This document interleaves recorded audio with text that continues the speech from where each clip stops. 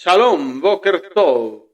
Saludos y bendiciones, mis amados hermanos y hermanas de la Keilah de Joshua, mis amados Ajim Behayot dispersos por todo este mundo del bendito pueblo de Israel. Quien les habla es su hermano, José Antonio Meléndez, de aquí de la República Mexicana, en el Estado de México, transmitiendo desde cabina en vivo, aquí desde Extensión México, en Ministerio Bethesda.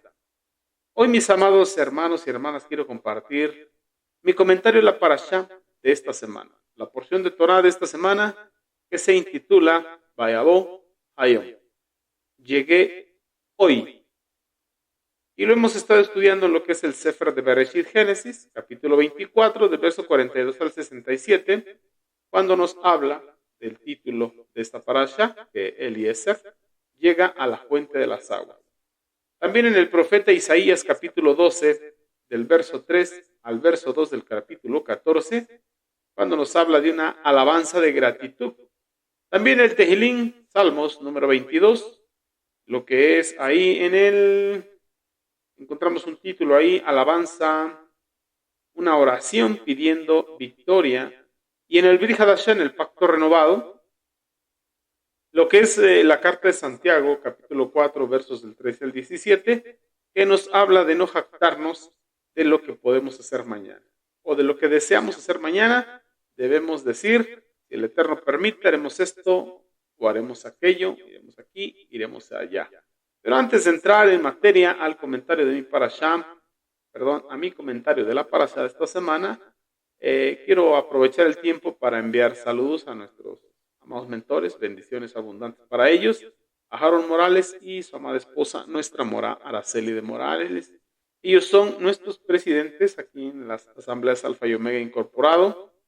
Son nuestros Morim Berroim, pastores y maestros, en lo que es la Keilah de Joshua, Congregación del Yo Soy, Radio Shalom y en todos los diferentes ministerios en este Olam. Bendito sea nuestra abocado por sus vidas. También quiero bendecir y dar la bienvenida a todos nuestros hermanos, los nuevos integrantes en la Keilah de Joshua a través de WhatsApp, Telegram, que es donde nos reunimos de manera virtual en los grupos de WhatsApp y en los grupos de Telegram. También, mis amados, tenemos 2 canales en YouTube, tenemos también en Facebook, para que te puedas conectar y seguirnos. Y también te invitamos a que ingreses al www.elyosoy.com. Ahí vas a encontrar bastante material, bastantes temas, bastante información para tu crecimiento espiritual. Amén. Bien, mis amados, pues vamos a la parashá de esta semana. Vayabó Hayom. Llegué hoy, como nos dice el título de esta parashá. Pero antes vamos a agradecerle al Eterno a través de una tefila. Eterno Jehová Sebaot, te damos muchas gracias, amado Rey, por tu grande amor, tu grande misericordia, con ese amor con el cual tú nos has amado, ese amor perfecto, infinito, eterno que tú nos tienes. Hoy, Abba, te agradecemos con todo nuestro corazón por habernos dado tu bendita Torah. Esta Torah tan hermosa, tu conjunto de leyes e instrucciones, Abba, para que tú continúes ese tikkun nefesh, la corrección de nuestra alma, y poder alcanzar una vida plena aquí en este Olam, en esta dimensión de los vivos. Te agradecemos, Padre, por este día de reposo, este día de delicia que has creado para nosotros. Aleluya. Te pedimos que nos guíes, que nos des sabiduría, entendimiento, Hokmah, Binah, y también que podamos compartir lo que vamos aprendiendo. Y aprovechemos bien el tiempo y las ondas radiales y todas las plataformas y los medios que tú nos concedes. Todo te lo pedimos, Beshem de Yahushua HaMashiach. Amén, be amén, aleluya. Bien, mis amados hermanos, pues bueno, vamos a la parashá que nos ocupa el tiempo hoy en este día. Vayabó Hayom. Llegué hoy. Y bueno, hoy vamos a continuar la historia de Isaac y Rebeca, para la gloria de nuestra abacados.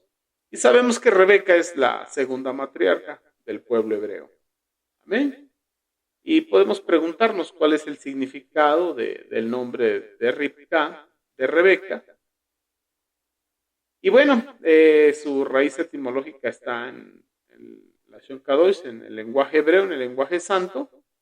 Y no está como tal la traducción, pero se interpreta de diferentes maneras de acuerdo a los sabios de Torah y de acuerdo a la etimología. Y una de las interpretaciones más allegadas o más aceptadas es que Rebeca, significa la que une, la que ata, en otras palabras, una mujer de sujeción, una mujer sujeta. Ella fue la segunda matriarca del pueblo de Israel, del pueblo hebreo. Se crió en Padam Aram, entre gente obviamente pagana, pero aún, a pesar de eso, se mantuvo con su pureza y en caminos de justicia, temerosa del Eterno, al igual que Abraham, cuando estaba allá en Ur de los Caldeos. Nuestros sabios, los sabios de Torah, los estudiosos de Torah, le adjudican el versículo 2 del capítulo 2 del Cantar de los Cantares, que dice de esta manera: como una rosa entre los espinos, así es mi amada entre otras mujeres. Mire qué hermoso texto encontramos ahí en el Tanaj, en el Cantar de los Cantares. Y podemos remembrar cuando Abraham venía de regreso de con Isaac, cuando fueron a la queda, ahí a la atadura de Isaac, y venía reflexionando, venía meditando en lo que había sucedido en las siguientes generaciones, en los pactos, en las promesas del Eterno, y qué sucedería después.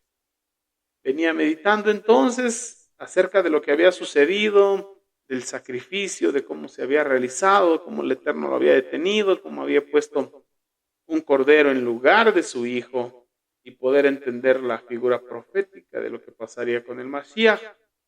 Y bueno, también pudo comparar que pudo haber terminado ahí la vida de su hijo Isaac, el hijo de promesa, y pudo haber puesto en cuestión el futuro del pueblo de Israel. Y venía pensando en ello también y en su edad y bastantes cosas que a los adultos nos sucede cuando tenemos hijos jóvenes. Y entonces pensó en su corazón que era tiempo de que Isaac se casara. Ya era tiempo de que se casara, ya estaba de acuerdo a la edad de estos tiempos, en lo contemporáneo podemos decir que ya estaba crecidito, ya estaba grandecito. Comparado con la edad que vivió Abraham, pues realmente era un joven. Bendito sea nuestra abacados. Cuando, la bendita Torah nos relata que en ese momento él estaba pensando y meditando en que era tiempo de casar a su hijo, el Eterno hace que se le informe a Abraham que su hermano Nahor ya estaba casado y que había tenido 8 hijos, entre ellos un hijo, Betuel, y Betuel había dado una hija que llevaba por nombre Rebeca. Esto lo encontramos en Bereshit Génesis capítulo 22, verso 23. Entonces la bendita Torah aquí nos presenta a Rebeca, en el momento exacto en que Abraham está pensando en una esposa para su hijo Isaac. Vean nada más qué bendición de parte de nuestra vaca. Así pues, de la misma manera, la última vez que la bendita Torah menciona a Ribka también es en el contexto de arreglar un matrimonio. Aquella vez para su hijo Jacob. Tal y cuando lo dice ahí el Sefer de Bereshit, capítulo 27, verso 46. Cuando Ribka le dice a Isaac, su esposo, mira, ya estoy harta, estoy cansada de las mujeres hititas. Si Jacob se casa con una de las mujeres hititas, como estas con las que se casó Esab, y toma esposa, va a ser tremendo, voy a desfallecer. Entonces, ¿qué le dice? Mira, mejor que Jacob vaya allá con Harán y tome por esposa una de las hijas de Labán su hermano, una sobrina. Y entonces así vamos a analizar o vamos a comenzar a analizar lo que es el significado del nombre de Ribka, amén, de Rebeca. Y ahí es donde vamos a entrar y donde la vamos a poder conectar aún más con la idea de un matrimonio. Por eso se interpreta o se traduce su nombre como aquella que ata, aquella que une. Bendito sea nuestro abacados. ¿Por qué? Era una virtud de ella, una mujer sujeta. Entonces vamos a analizar su vida, vamos a ver a Rivka. También podemos encontrar en lo que es un diccionario hebreo que lleva por nombre Eben Shushan. Podemos encontrar que ahí la traducción o la descripción del término del nombre de Rivka, Rebeca, es yugo utilizado para unir dos animales de la misma especie, para cumplir el objetivo de que trabajen juntos en el campo, en la agricultura. Esto lo encontramos en este diccionario, que Rivka significa también un yugo que une a dos animales. Y podemos ver en el libro Hadashah que el Sheliach Shaul, el apóstol Pablo, te recomienda o nos recomienda en la palabra no unirnos en yugo desigual. ¿Por qué? Porque hay que trabajar juntos, construyendo, edificando un matrimonio en el fundamento perfecto. ¿Quién es? Mashiach y Yehoshua.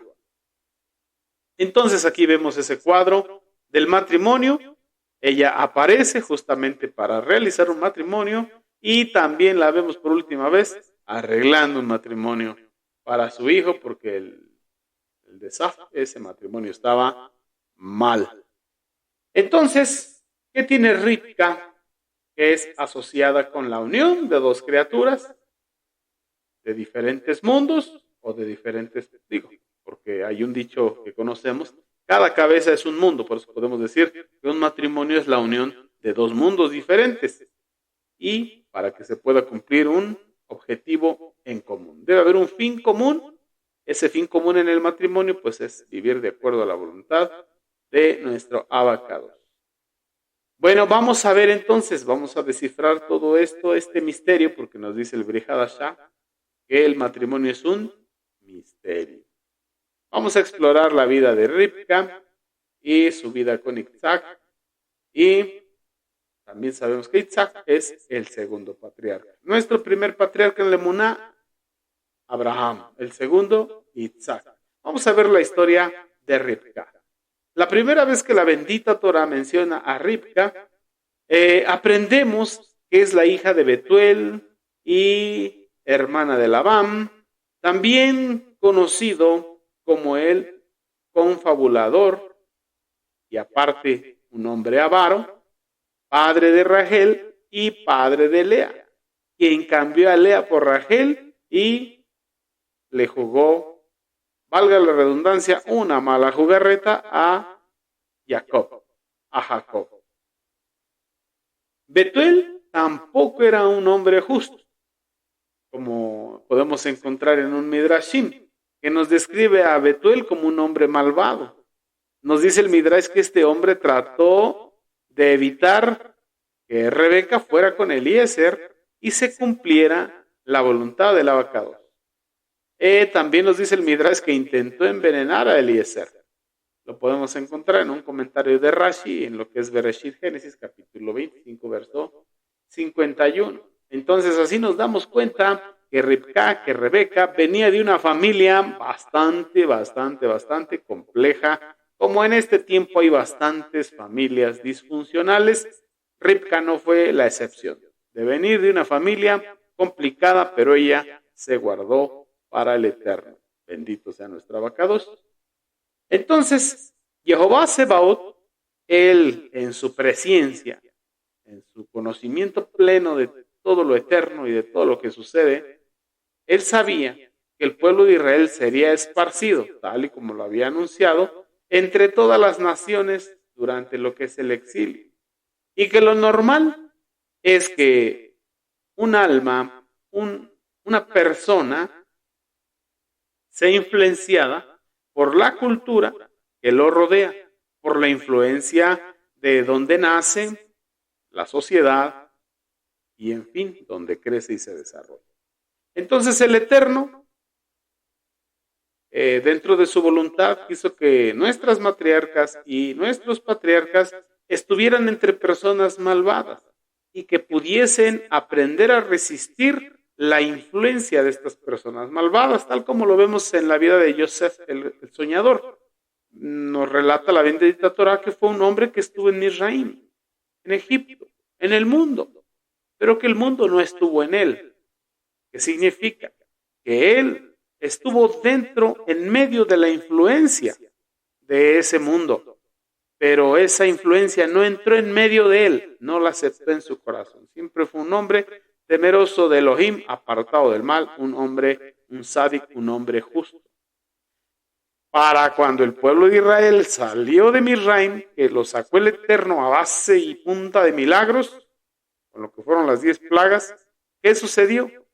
El pueblo de Israel salió de Misraim, por gracia del Eterno, pero Misraim, Egipto, no salió del corazón del pueblo de Israel, ya que se querían volver atrás. Estaban ligados en su alma para regresarse para allá atrás. Y así sucede en muchas personas.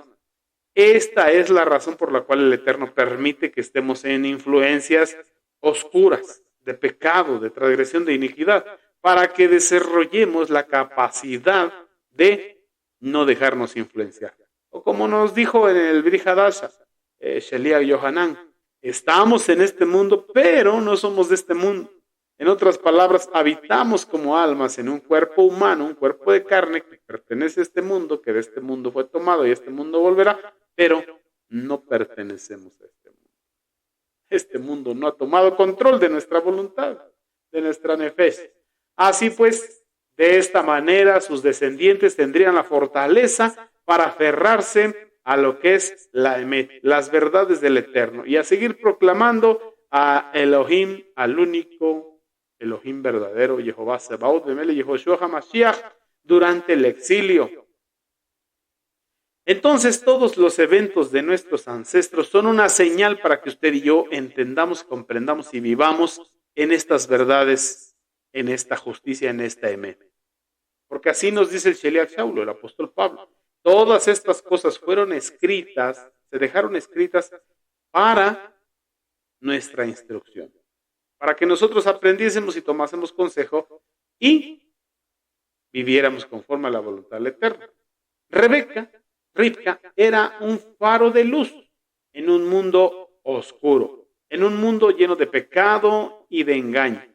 Ella fue elegida para transmitirle genéticamente al pueblo de Israel, al pueblo hebreo, que son sus descendientes, la capacidad para aferrarse tenazmente a los valores de moralidad y de verdad, al estándar de Jehová Sebaot, sin importar cuán hostiles pudieran ser las circunstancias. Y podrán argumentar muchos, pero es que se equivocó, pero esto, pero es que el otro, pero es que aquello. Pero eso lo vamos a estudiar después. ¿Qué más encontramos en Rebeca? Una mujer bondadosa. Sabemos que con bondad, con benignidad, el Eterno creó este olam, este mundo, este universo. Y es parte del fruto del Ruach, una virtud, la bondad, y esta mujer lo tenía. ¿Dónde lo vemos? Vamos para allá, la bendita Torah. Conocemos a Rebeca. La primera vez que nos hace saber que estaba en el pozo de agua, Eliezer, ahí llegó a las fuentes del agua. Eliezer, el siervo de Abraham, había salido para encontrar la esposa de Isaac. Como bien estudiamos en la porción pasada, le pidió al Eterno una señal para estar seguro de que el Eterno estaba de acuerdo y estaba confirmando quién sería la doncella con la cual se casaría su amo Isaac. Y entonces quería ver que encontraría a la mujer adecuada. ¿Qué es lo que pidió? Que esta joven le diera de beber a él y también a sus camellos, que les diese agua de ahí del pozo, y que esa doncella que hiciera eso sería la designada por el Eterno para que esto sucediera y fuera la esposa de Isaac, tal y cual lo dice Bereshit Génesis capítulo 24 verso 14.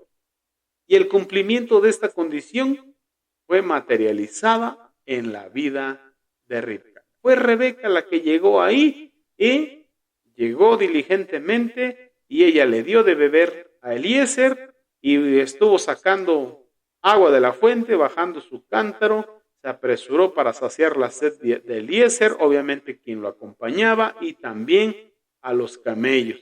Y nos dice la Torah que eran 10, imagínense cuánta agua estuvo sacando para servirle a ellos. Esto lo encontramos en Bereshit Génesis capítulo 24, versos de 18 al 20. Entonces podemos ver que en esta doncella había energía, había devoción, había diligencia. Ella la estaba mostrando y esto dejó asombrado a Eliezer. Y entonces podemos considerar que esta tarea le correspondía hacerle a Eliezer o a sus sirvientes. Ellos la tenían que haber hecho. Él era un extraño en esa tierra. Tenía que pedir que le dieran permiso para él hacer el trabajo. Mas, sin embargo, Rebeca, ella estuvo sacando el agua para darles de beber. Y esta es una gran virtud. ¿Por qué? Vemos que cuando Abraham visitaba a Ismael, su hijo con Agar, ahí en el desierto, llegó en varias ocasiones, 2 veces que lo fue a visitar, dice el libro de Yacer, que la nuera, esposa de Ismael, no le ofreció agua, ni le lavó los pies. Entonces le dejó dicho, mira, dile a tu esposo que vino fulano de tal y que el clavo de su tienda no sirve, que lo tiene que cambiar, refiriéndose a ella. Para la otra vez ya había una mujer que sí le dio de beber agua, que sí le lavó los pies y entonces le dijo, dile a Ismael que este clavo está perfecto, que no lo cambie, que lo conserve. Y vemos que Ribca tiene esa misma virtud de ser una mujer de servicio. Bendito sea el abacados. Y bueno, también podemos ver que no solamente era una mujer de servicio, sino que también era muy joven.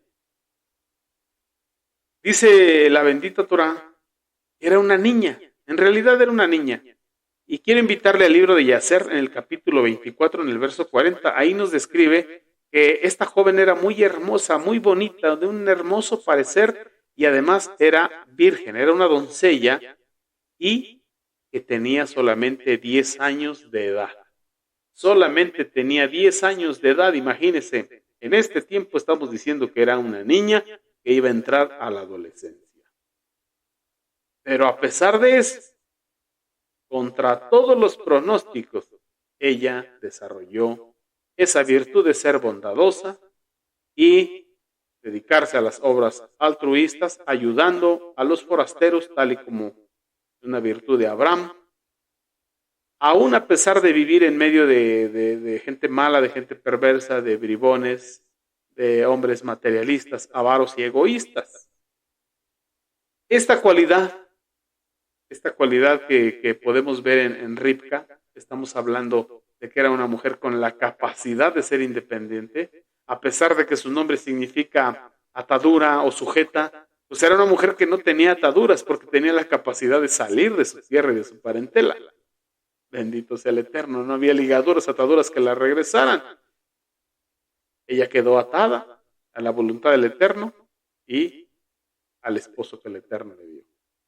Entonces quedó en evidencia que era una mujer de virtud, una mujer virtuosa, que su valor sobrepasa a la de las piedras preciosas, a pesar de que su familia intentó retrasar su partida, nos dicen los sabios de Torá, que querían que se quedara un año más. Pero Eliezer insistió que permitieran que se la llevara y le preguntaron a ella y ella dijo, me voy.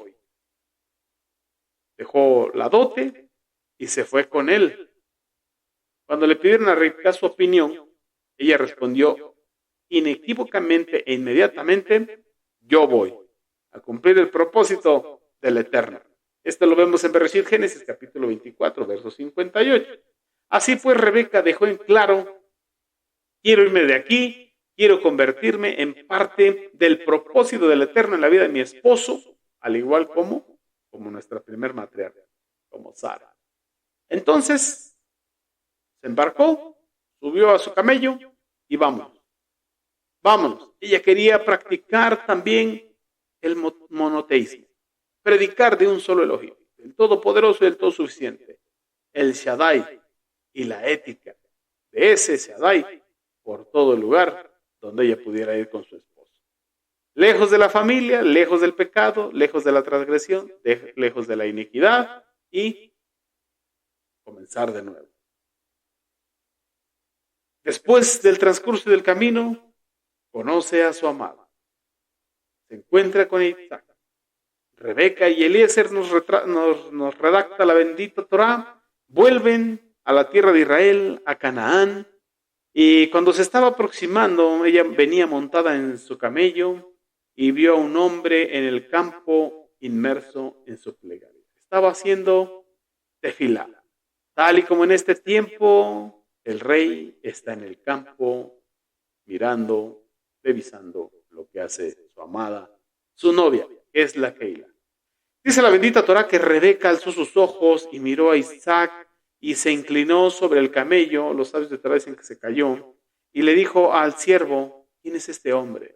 Y él le dijo, él es mi señor. Entonces ella tomó el velo y se cubrió el rostro, se cubrió la cabeza y el rostro. Bereshit, Génesis capítulo 24, versos del 64 al 65, encontramos esto. Y bien, si Rebeca no sabía exactamente qué era lo que temía, porque a ella le vino un gran temor por la santidad de Isaac.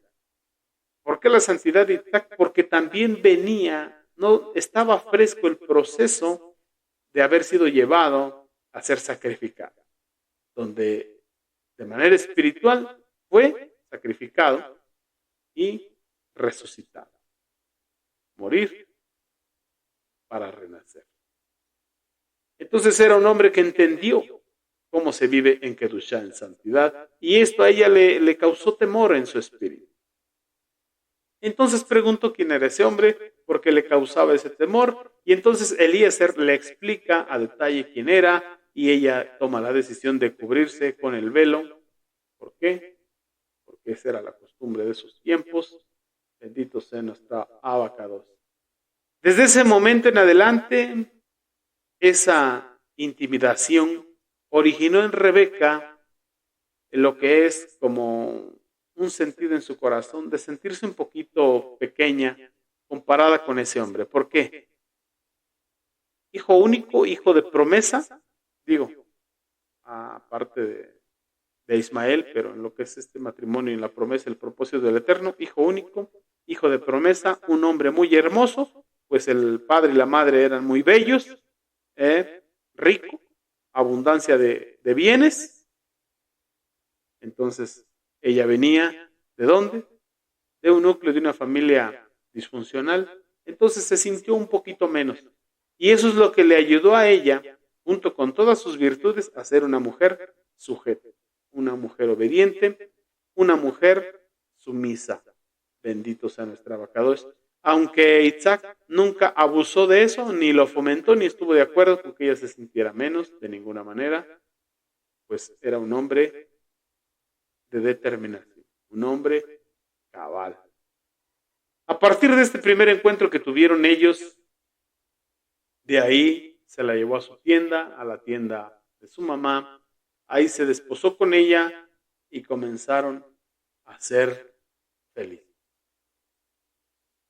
Y bueno, también tuvieron problemas, también tuvieron complicaciones, porque ella tenía ese sentido de sentirse un poquito menos, pero para Isaac ella era la mujer perfecta. Nos relata la bendita Torá que Isaac la llevó a la tienda de su madre, la tomó como su esposa, se convirtió en su esposa y él amó y se consoló de la muerte de su madre. Bereshit, Génesis capítulo 24, verso 67 nos dice esto.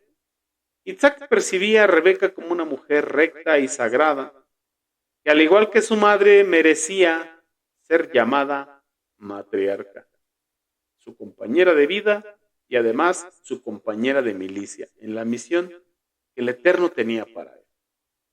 Y entonces aquí es donde podemos ver nuevamente el cuadro del matrimonio. Este texto enfatiza que después de casarse con ella, entonces Isaac la amó. Se construyó el amor, se edificó el amor, se edificaron el uno al otro. Cuanto más la conocía, más la amaba, más la respetaba. Los sentimientos de inferioridad que pudo haber sentido Rebeca eran algo personal muy de ella y no eran fomentados ni compartidos por Isaac, porque Isaac era un hombre sádico, un justo. Podemos encontrar ahí en los libros de nuestros Jajamín, los sabios de Torah, que dicen de qué se trata la vida del hombre en esta tierra. Y nos dicen que el principal propósito de la creación del hombre, de la creación de los mundos, del mundo superior y del mundo inferior es construir una morada para el Eterno en este reino físico. Una morada para el Eterno en el reino físico. Este es el objetivo y el propósito. Y la Torah, la espiritualidad es el mapa, es la ruta, es el camino, es el indicador. Son las palabras que nos impulsan para seguir, para guiarnos, para inspirarnos y vivificar en nosotros la materialización de nuestras vidas físicas, tan verdaderas como nuestro Creador y como su esencia. En otras palabras, nuestra propia vida debe ser un santuario para el Eterno y tenemos que hacer descender lo divino a la tierra. Y así, Bereshit Génesis 2:24, el hombre dejará a su padre y su madre, se unirá a su mujer, los dos serán una sola carne. Que no son dos, sino uno. Entonces también el propósito del matrimonio es que la presencia del Eterno esté en ese matrimonio. Por eso el fundamento de ese edificio, de esa construcción matrimonial, debe ser el mismo Eterno, el mismo Mashiach. Amén. Para que Él habite en medio del matrimonio. Por eso, antes de amar a la mujer, primero hay que amar al Eterno, y antes, mujer, de amar a tu esposo, tienes que amar al Eterno. Y Él tiene que ser el eje central. Entonces, esto es lo que nos dicen los comentaristas, los jajamín de la bendita Torah. También nos comenta que Isaac, desde la caída, desde la atadura de Isaac, desde el ser ofrecido en sacrificio, pasaron 3 años para su matrimonio. Bendito sea nuestro abacado. Entonces, ¿cuál es el propósito del matrimonio? Hacer una morada para el Eterno en medio de ese matrimonio. Nos dicen los sabios de Torah que también el matrimonio funciona o empieza a funcionar cuando una persona deja de vivir para sí misma, para su propio mundo, dentro de su propio cuerpo, con sus propios intereses, y empieza a compartir su misma alma con otro cuerpo, con otra persona, en este caso su esposa. En una relación que se practica en lo que es nuestro ser humano, nuestro ser físico, pero a nivel espiritual y almático. Bendito sea el Eterno. Por eso nos dice el Brit Hadashah que el hombre debe amar a su esposa como el Mashiach a la Keilah, que se entregó a sí mismo por ella. Así también el varón se tiene que entregar a sí mismo por su esposa. ¿Para qué? Para purificarla, para lavarla por medio del lavacro de la bendita Torah, para presentársela a sí misma como una iglesia santa. Y así nosotros, una esposa santa, como hombres. Finalmente termina diciendo ahí el Brit Hadashah: así que esposos, amen a sus esposas. Y esposas, respeten a sus maridos. Eso es algo que se tiene que desarrollar en el matrimonio, bendito sea nuestro abacado. Y bueno, el tema es muy amplio, pero por cuestión de tiempo vamos a detenernos aquí. Medita, toma por ejemplo este matrimonio, esa sujeción y sumisión de Rebeca, para ponerlo por obra y para enseñarlo. Porque así le dijo el Sheliach Shaul, el apóstol Pablo, a Tito. Le dijo: mira, que las mujeres sean unas maestras del bien, que sepan enseñar a las más jóvenes que ellas, amar al Eterno obviamente, amar a su esposo y a sus hijos conforme lo dice la bendita Torah, conforme a la voluntad del Eterno. ¿Cómo vas a aprender como mujer a ser una maestra del bien para poder enseñar a otras, entendiendo y comprendiendo lo que la bendita Torah nos está enseñando? ¿Qué dice Sheliach Shaul, apóstol Pablo, a Timoteo? Segunda de Timoteo 3:16. Toda la escritura es inspirada por Elohim y útil para enseñar, para redarguir, para corregir y para instruir en justicia. ¿Cuál es el propósito? Que los hombres y las mujeres de Elohim estemos enteramente preparados, capacitados para toda buena obra. En otras palabras, para enseñarnos, y una vez que aprendimos y practicamos, enseñarle a otros. Y esto es un buen mapa, es un buen escenario, es una buena instrucción de parte del Eterno. Bueno, hasta ahí, mis amados, porque ya me pasé de tiempo. Que el Eterno os bendiga y os guarde. Con el favor del Eterno nos vemos el próximo Shabbat. Mientras tanto, sigas te gozando. Beshendi Joshua Mashiach. Amén, ve amén. Aleluya.